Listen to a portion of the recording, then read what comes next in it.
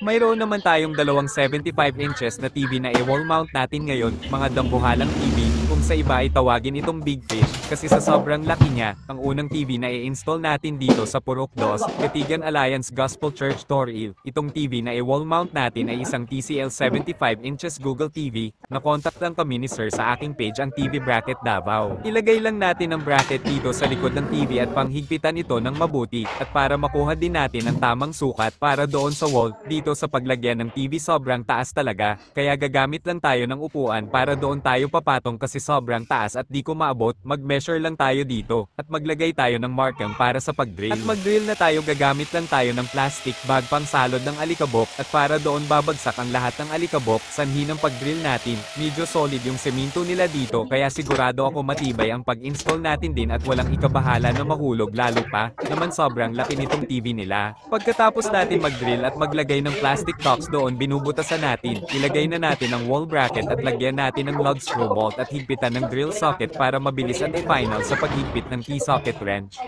At ilagay na natin ang cover ng bracket, tapos i-try lang natin itong kampiyutan kung talagang matibay ba siya, o ayon kahit sumakay ka pa, di talaga mahuhulog ang TV, at isabit na natin ang TV, kukuha lang tayo misa para patungan natin sa pagbuhat nitong TV, at magpaalalay lang tayo sa pagbuhat nitong TV kasi sobrang bigat di ko kaya na ako lang mag-isa.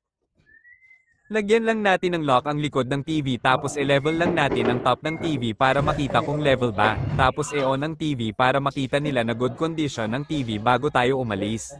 Wala kayo naman. Oo, dapat yun din mo eh. At ito naman ang pangalawang TV na i-wall mount natin dito. Ito ay isang KTS 75 inches Android TV. Same bracket lang doon sa una nating na-install sa Katigan Toril. At sa paglagay ng bracket dito, same procedure lang doon sa una nating na-install.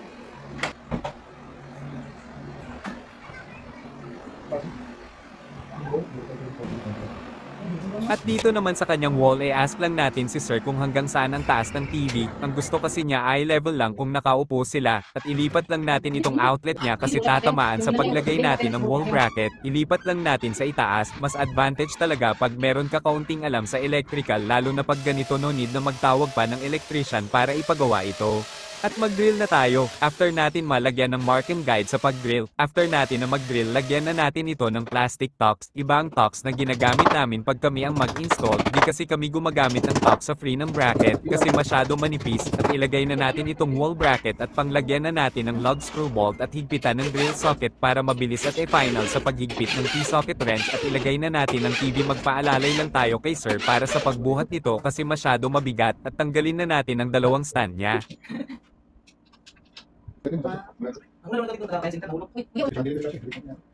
At i-level lang natin ang top ng TV para makita na level siya, at i-on lang natin ito ang TV para makita na good condition siya bago tayo umalis. Maraming salamat po. Installation by TV Bracket Davao.